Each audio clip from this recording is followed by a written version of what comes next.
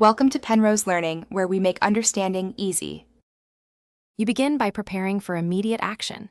Cut the nozzle to a 3-5 mm opening so you control bead width and avoid waste.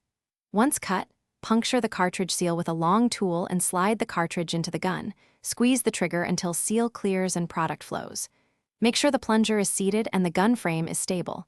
This prevents sudden spurts. Keep masking tape, a rag and solvent within reach so you can work continuously without stopping.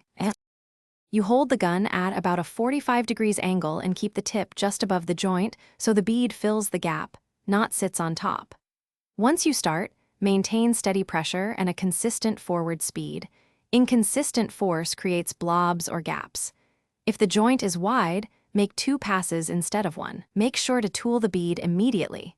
Use a wet finger or a spatula with mild soap solution to compress the sealant and create a uniform finish that bonds better and sheds water.